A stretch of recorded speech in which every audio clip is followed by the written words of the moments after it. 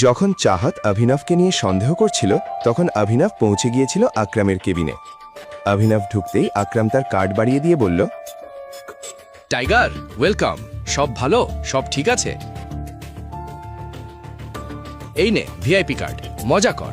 Thank you. সে নিচে এসে দেখল চাহাত হোটেলের বাইরে শেডের নিচে দাঁড়িয়ে আছে। চলবে? দুজনেই হোটেলের ভেতরে ঢুকে একটি টেবিলে বসল। অভিনব ইচ্ছে করেই চাহাতের চোখের দিকে তাকানো এড়িয়ে যাচ্ছিল, আর সেই সময় চাহাত তাকে একদৃষ্টিতে দেখেই চলেছিল। সব ঠিক আছে তো? হ্যাঁ, সব ঠিক আছে। আচ্ছা, তুমি কি এই অফিসে কাজ করো?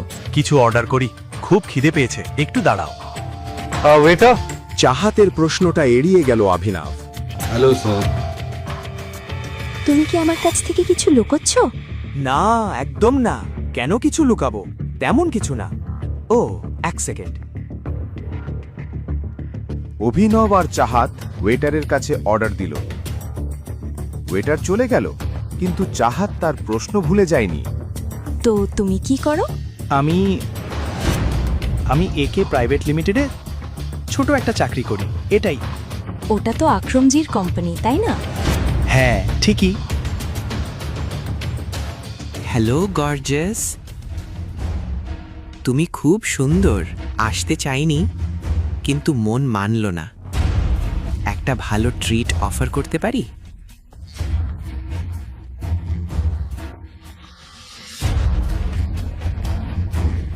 দেখছো না, ও ইতিমধ্যেই আমার সঙ্গে ডেটে আছে। ও সত্যি?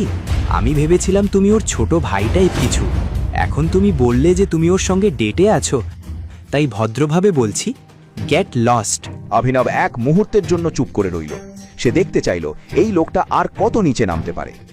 সেই সময় ছেলেটা চাহাতের পেছন দিয়ে ঘুরে বলল, তুমি এত সুন্দর যে মনে হয় একটা ভালো পরিবারের মেয়ে।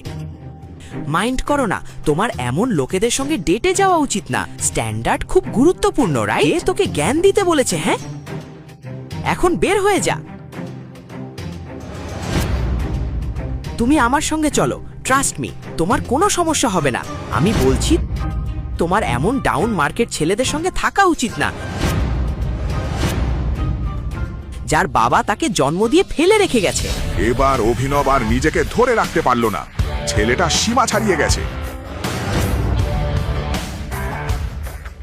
অভিনবের বাবার কথা উঠতেই অভিনব আর কারো কথা শুনতে রাজি ছিল না। তার বাবার বিষয়ে একটা কথাও সে সহ্য করতে পারত না। কি বললি? তার বাবা তাকে জন্ম দিয়ে ফেলে রেখে গেছে? তোমার বাবা তোমায় কি শিখিয়েছে? যে ছেলে এতক্ষণ অভিনবের সামনে দাপট দেখা